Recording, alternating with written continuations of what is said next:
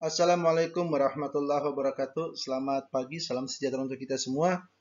Kembali lagi bersama saya Arman Coneng, dosen Fakultas Hukum Universitas Kristen Maranatha. Kali ini saya akan membuat video pembelajaran untuk membantu mahasiswa dalam proses belajar dalam suasana pandemi. Kali ini saya akan mengulas tentang surat kuasa, gugatan, dan permohonan dalam hukum acara perdata.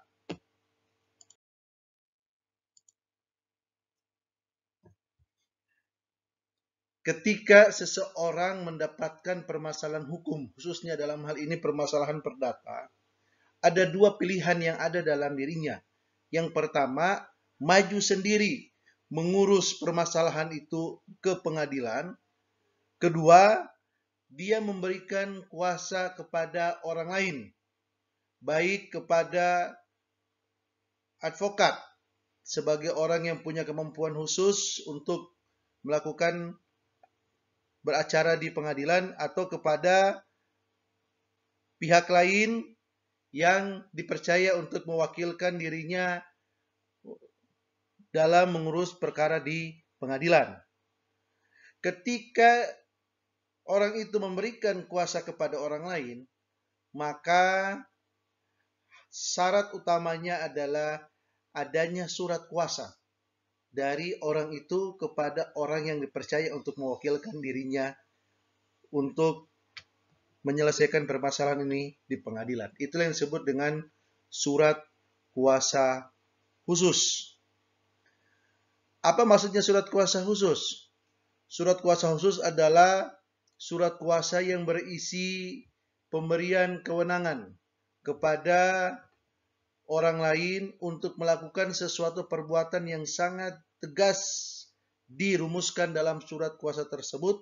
Hal-hal apa aja yang bisa dilakukan oleh orang itu untuk berbicara atas nama dirinya, mewakili kepentingan dirinya untuk menyelesaikan persoalan tersebut di pengadilan. Berdasarkan pasal 118 HR, gugatan harus ditandatangani oleh penggugat atau wakilnya.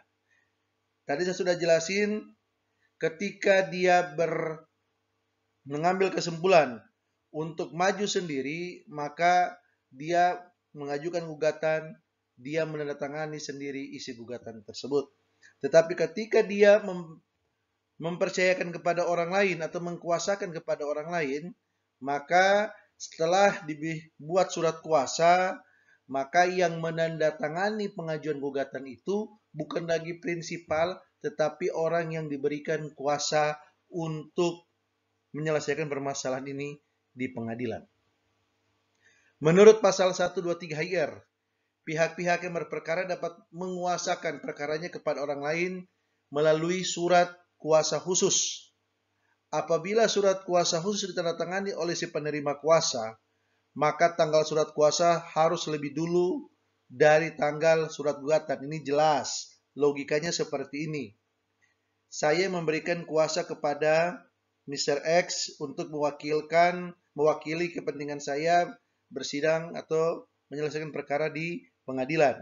Surat kuasa yang saya berikan itu tertanggal misal 1 Maret 2021. Maka ketika Mr. X ini mengajukan gugatan, tidak mungkin gugatannya itu bulan Februari. Kenapa? Karena secara logika pengajuan gugatan itu dilakukan setelah adanya surat kuasa. Sehingga ketika surat kuasa ditandatangani tanggal 1 Maret, maka pengajuan gugatan, penandatanganan gugatan tersebut biasanya setelah tanggal 1 Maret. Bisa jadi seminggu, 2 minggu, 3 minggu, atau sebulan, tergantung dari kesepakatan antara pemberi maupun penerima kuasa. Ingat, kalau toh antara surat kuasa dengan tanggal pengajuan gugatan sama, masih bisa ditolerir. Tetapi ketika pemberian kuasa justru lebih tanggalnya, tadi yang saya bilang, surat kuasa tanggal 1, pengajuan gugatan sebelum tanggal 1 Maret, maka ini sesuatu yang tidak masuk di akal dan ini bisa dieksepsi oleh lawan bahwa surat kuasa memiliki cacat formal. Hal-hal yang harus dimuat dalam surat kuasa khusus. Yang pertama, identitas pemberi dan penerima kuasa seperti nama, pekerjaan, tempat tinggal.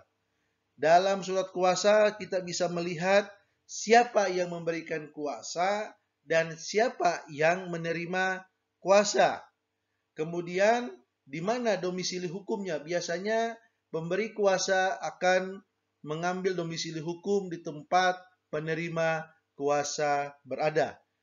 Secara logika, ketika terjadi penyerahan kuasa, penandatanganan surat kuasa, maka segala surat menyurat akan dialamat kepada alamat kantor penerima kuasa. Kemudian yang kedua adalah isi pokok sengketa perdata menunjuk pada kekhususan perkara. Dalam surat kuasa kita bisa melihat apa yang menjadi permasalahan sehingga prinsipal memberikan kuasa kepada penerima kuasa. Misalnya di situ dituliskan perihal bertindak untuk atas nama mengajukan gugatan wan prestasi kepada Mr. Y sebagai tergugat bla bla bla bla, atau mengajukan gugatan perceraian dan sebagainya. Sehingga dari surat kuasa kita bisa melihat hal-hal yang pertama identitas pemberi dan penerima, kemudian domisili hukum, tempat tinggal prinsipal juga bisa kita ketahui, kemudian apa yang menjadi isi pokok sengketa perdata atau menunjuk pada kekhususan perkaranya. Yang ketiga, rincian isi kuasa yang menunjukkan kepada kekhususan isi kuasa dalam batas-batas tertentu. Pembatasan ini juga menjelaskan apakah kuasa ini berlaku di pengadilan negeri saja atau termasuk juga banding dan kasasi. Dalam surat kuasa ditulis secara jelas apa saja hal-hal yang dikuasakan yang bisa dilakukan oleh penerima kuasa yang mendapatkan izin dari pemberi kuasa. Misal, mengajukan permasalahan ini di pengadilan tinggi, mengadakan perdamaian, mengajukan saksi dan bukti, menghubungi instansi atau pihak terkait, kemudian secara singkat ditutup dengan kalimat penutup, singkatnya melakukan segala daya upaya yang berkaitan dengan kepentingan pemberi kuasa.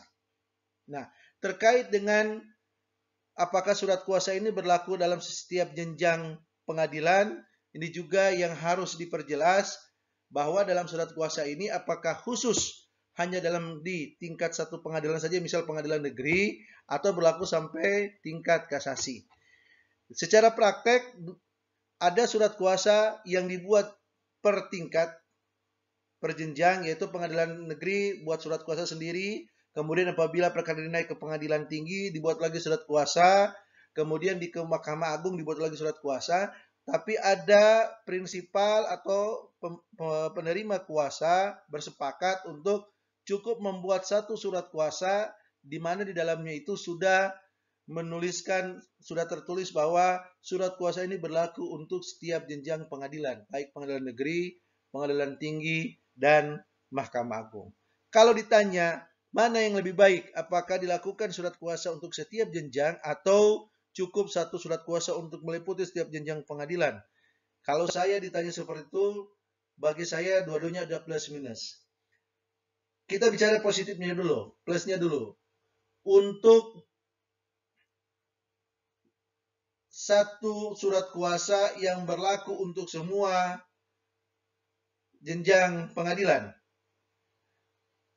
plusnya adalah ketika perkara ini berlanjut dari pengadilan negeri, pengadilan tinggi, dan pengadilan sampai ke Mahkamah Agung, prinsipal tidak perlu lagi menandatangani surat kuasa lagi, karena cukup sudah menandatangani di awal surat kuasa. Itu keuntungannya dari segi efektivitasnya, dari segi waktu dan sebagainya. Tetapi yang jadi permasalahan ketika terjadi ketidakcocokan antara pemberi kuasa dan penerima kuasa, maka ketika surat kuasa ini sudah dibuat dalam satu surat kuasa yang berisi mewakilkan untuk ke semua jenjang pengadilan, maka yang repotnya adalah pemberi kuasa harus mencabut surat kuasa yang sudah ada dan memberikan kuasa kepada pihak lain. Ini jadi repotnya di sini. Tetapi ketika pembuatan surat kuasa didasarkan kepada tiap jenjang pengadilan, maka ketika selesai satu jenjang pengadilan, misal pengadilan negeri sudah selesai, tinggal tergantung kalau prinsipal merasakan cocok kerjasama dengan penerima kuasa, maka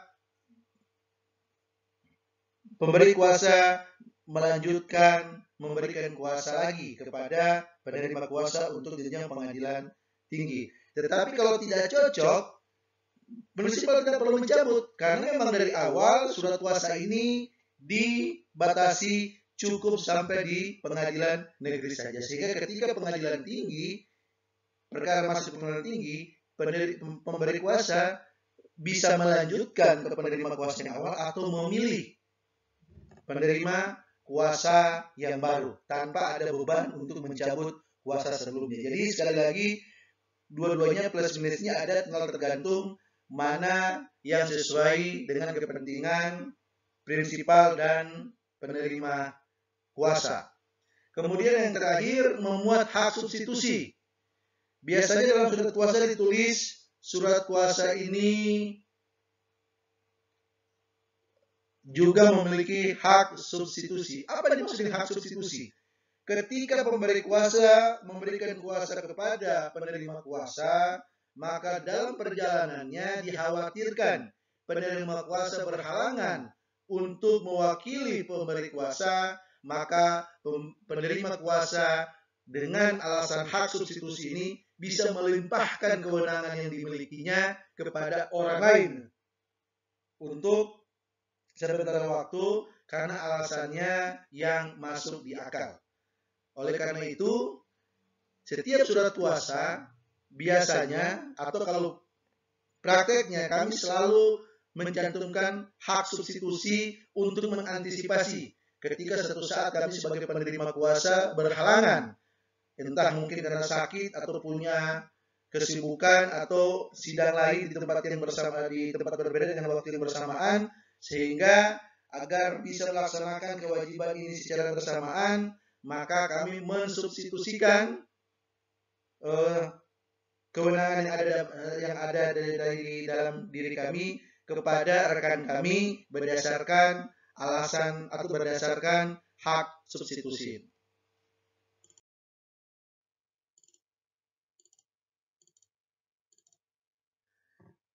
Kalau secara teori, jenis kuasa itu ada 4, yaitu kuasa umum diatur dalam pasal 1796 BW, kemudian kuasa khusus 1795 BW junto 123 HIR, kuasa istimewa 1796 BW junto 157 HIR atau 184 RBG, dan kuasa perantara 792 BW junto 62 WVK.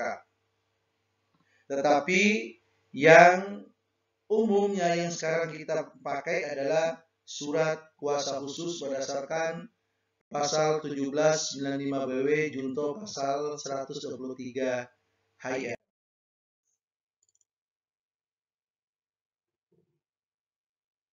Terkait dengan permohonan dan gugatan, ketika kita masuk ke pengadilan berurusan dengan perdata, maka ada 2 hal yang menjadi pintu masuknya, yaitu pertama adalah perkara permohonan, kemudian yang kedua adalah perkara gugatan.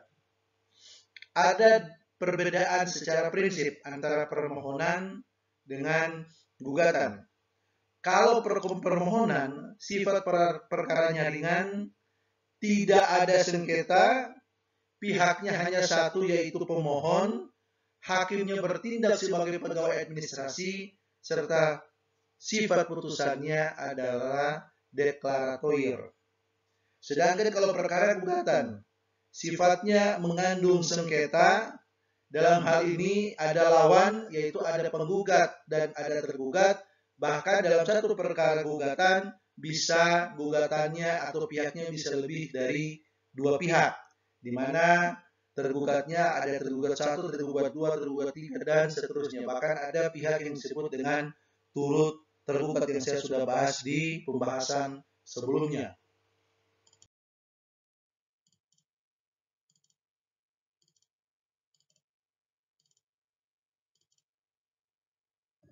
Ketika akan mengajukan sebuah gugatan, maka hal yang harus dipahami baik oleh prinsipal atau sebagai kuasa hukumnya adalah bagaimana menentukan kekuasaan mutlak atau absolut dan kekuasaan relatif. Dua kekuasaan ini harus diperhatikan dengan benar karena akan menyangkut apakah gugatan ini diterima atau tidak dapat diterima. Pasal 108 HR atau 142 RBG perlu dicermati karena mengatur dua hal, yaitu tentang kekuasaan relatif, kemudian tentang tata cara mengajukan gugatan.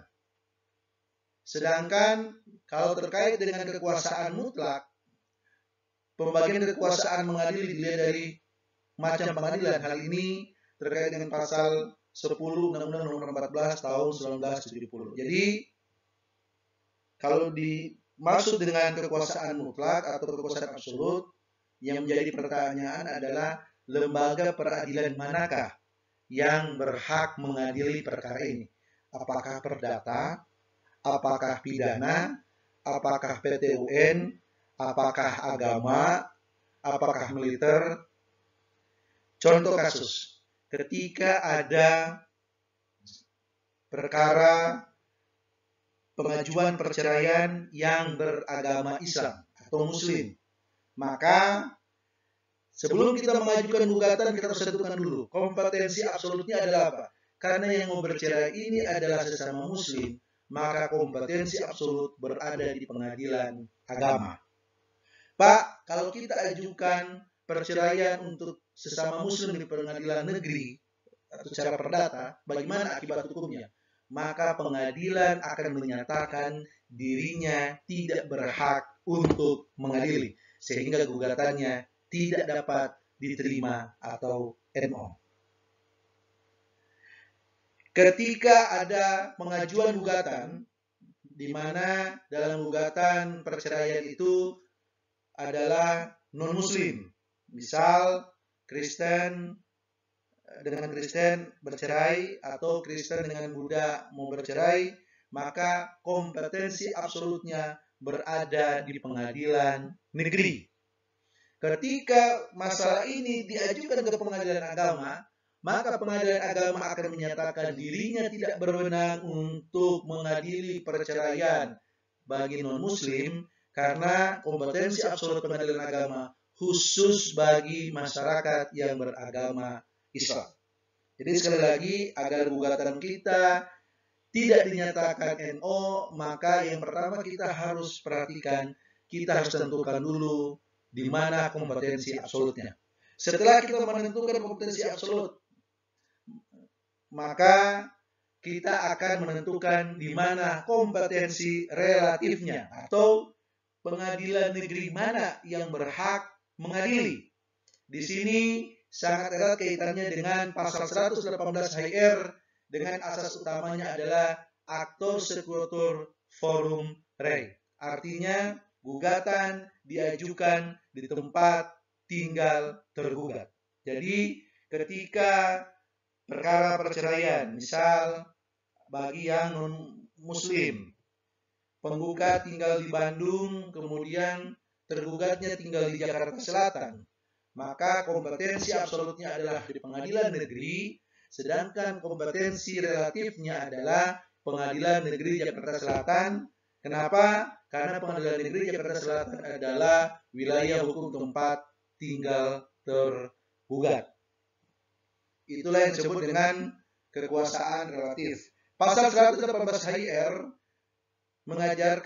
mengatur tentang bagaimana cara kita menentukan kompetensi relatif dengan asas dasarnya adalah actor sequitur forum rei, tetapi itu pun bisa disimpangi dengan beberapa hal Yang pertama, kalau kita terkait dengan masalah objek tidak bergerak atau objek barang tetap, maka berlaku asas forum rei sitai. Artinya, pengadilan berwenang adalah pengadilan di mana objek itu berada. Kalau memang sengketanya terkait objek barang tidak bergerak. Atau ada juga ketika kedua belah pihak dalam sebuah perjanjian telah memilih di mana domisili hukum. Kalau seandainya terjadi sebuah sengketa, maka aktor sekutu forum ini bisa disimpangi dengan kesepakatan pilihan forum yang telah disepakati kedua belah pihak dalam perjanjian yang sudah disepakati.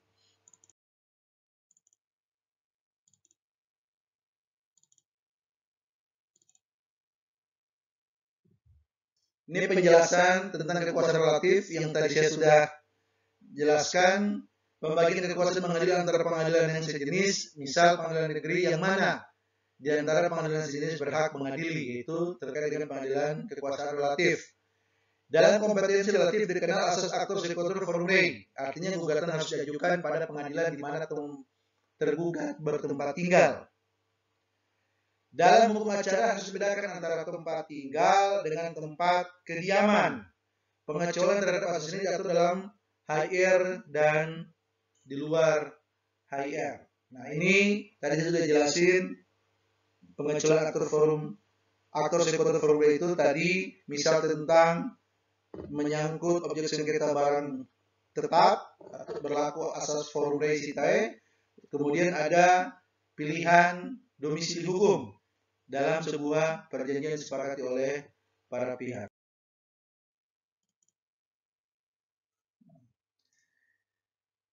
Jika kita berbicara permohonan, maka permohonan harus diajukan dengan surat permohonan yang ditandatangani oleh pemohon atau kuasanya yang sah dan ditujukan kepada ketua pengadilan negeri. Permohonan yang disampaikan kepada pengadilan negeri kemudian didaftarkan pada di dalam register dan diberi nomor urut. Setelah pemohon membayar persekot biaya perkara yang besarnya telah ditentukan oleh pengadilan negeri. Ini kita berbicara permohonan. Tadi kita sudah jelasin bahwa permohonan itu tidak punya lawan, berarti hanya satu pihak saja yang berperkara.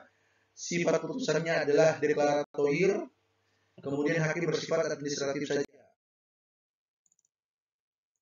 Bagi pemohon yang benar-benar tidak mampu membayar biaya perkara, hal mana harus dibuktikan dengan surat keterangan dari kepala desa yang bersangkutan dapat mengajukan permohonannya secara pro bono. Pemohon yang tidak bisa menulis dapat mengajukan permohonan secara lisan di hadapan ketua pengadilan negeri atau petugas yang ditugaskan untuk itu yang akan menyuruh mencatat permohonan tersebut. Jadi ketika kita bertemu dengan seseorang yang ingin mengajukan permohonan, tetapi secara finansial dia tidak memiliki keuangan sama sekali, maka di pengadilan negeri disiapkan mekanisme pengajuan permohonan secara cuma-cuma atau pro bono. Syaratnya harus ada keterangan dari kepala desa bersangkutan, kemudian harus mendapatkan persetujuan dari ketua pengadilan negeri.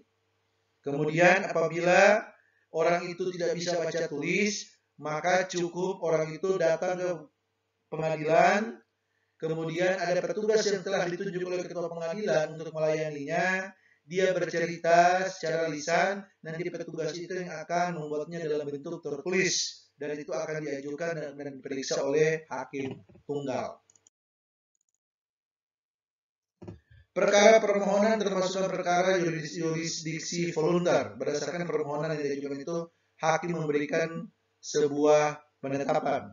Ada permohonan tertentu yang harus dijatuhkan berupa putusan oleh pengadilan negeri. Misal dalam hal diajukan permohonan pengangkatan anak oleh seorang warga negara asing terhadap anak warga negara Indonesia, atau oleh warga negara Indonesia terhadap warga negara asing berdasarkan SEMO nomor 6 tahun 83. Jadi secara umum ketika kita mengajukan permohonan maka produknya adalah penetapan.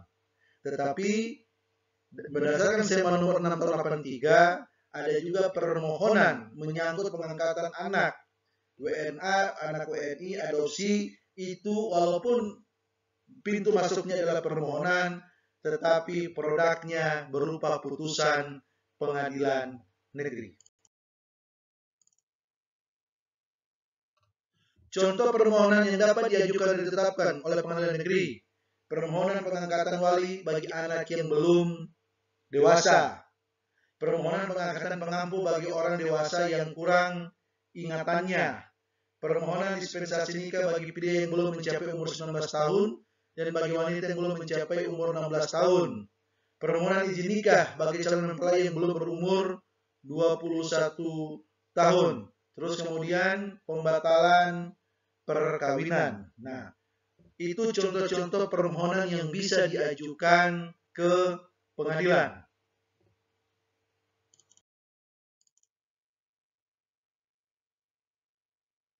Permohonan pengangkatan anak, kemudian ada lagi permohonan memperbaiki kesalahan dalam akta catatan sipil, permohonan untuk menunjuk seseorang atau beberapa orang wasit karena para pihak tidak bisa atau tidak bersedia menunjuk wasit, permohonan akta kelahiran terlambat, kemudian permohonan ganti nama atau perubahan nama. Secara pribadi hampir semuanya sudah pernah saya alami sebagai advokat. Wali untuk anak yang belum dewasa dan izin jual, permohonan pendaftaran pernikahan terlambat untuk non-muslim, permohonan akte kematian yang terlambat. Itu juga bisa diajukan dalam sebuah permohonan.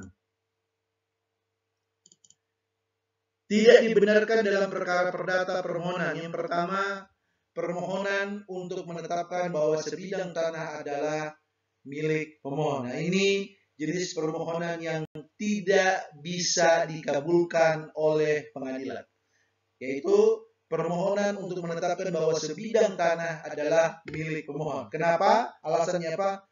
Hak milik atas sebidang tanah harus dibuktikan dengan sertifikat tanah, atau apabila dipermasalahkan dalam suatu gugatan, dibuktikan dengan alat bukti lainnya di persidangan. Jadi, kita bisa simpulkan bahwa permohonan tidak masuk pada wilayah klaim, mengklaim, atau mengakui memiliki sebidang tanah. Karena tadi alasannya hak milik sebidang tanah harus dibuktikan dengan sertifikat tanah yang dikeluarkan oleh BPN.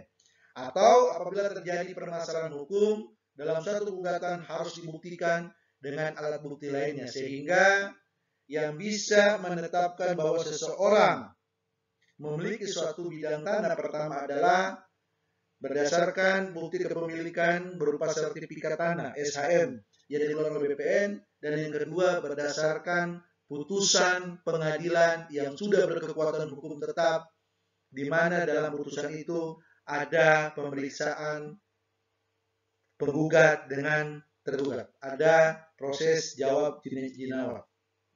Jadi masuknya bukan melalui pintu permohonan, tetapi harus masuk pintu gugatan. Permohonan untuk mengalihkan hak atas tanah, menghibahkan, mewakafkan, menjual, membalik nama sebidang tanah dan rumah yang semula tercatat atas nama almarhum atau almarhumah. Alasannya hal tersebut cukup dilakukan. Kemudian bagi mereka yang berlaku hukum waris BW dengan surat keterangan hak waris yang dibuat oleh notaris. Kemudian bagi mereka yang berlaku hukum waris adat dengan surat keterangan ahli waris yang bersangkutan sendiri yang disaksikan oleh lurah dan diketahui camat dari desa atau kecamatan tempat tinggal almarhum. Jadi ketika dalam proses balik nama karena penghibahan, wakaf, jual, balik nama dan sebidang tanah, tidak perlu ada penetapan dari pengadilan, tetapi masyarakat bisa langsung menghubungi PPAT, pejabat pembuat akta tanah. Nanti PPAT akan membuat akta sesuai dengan kondisi yang terjadi, apakah itu akta hibah, akta wakaf, akta jual beli dan sebagainya, sampai terjadinya balik nama dalam sertifikat tanah yang dimaksud. Jadi tidak perlu ada campur tangan dari pengadilan. Kemudian untuk yang berlaku hukum waris BW, surat keterangan hak waris yang dibuat oleh notaris. Kemudian untuk waris adat, cukup dari lurah, diketahui oleh camat dari desa dan kecamatan tempat tinggal almarhum. Kenapa ini tidak butuh, tidak perlu ada penetapan dari pengadilan? Karena ini dianggap tidak punya sengketa dan dianggap ada lembaga lain atau ada instansi lain yang lebih berhak daripada pengadilan. Kecuali ketika terjadi konflik, baru pengadilan siap untuk mengadilinya melalui mekanisme pengajuan gugatan. Oke, demikian sekilas tentang surat kuasa, permohonan, dan gugatan. Kita akan lanjutkan video pembelajaran untuk membantu mahasiswa dalam kuliah secara daring dalam kondisi pandemi ini dengan materi-materi lain sesuai dengan RPS yang telah kami susun. Terima kasih, selamat pagi, assalamualaikum warahmatullahi wabarakatuh.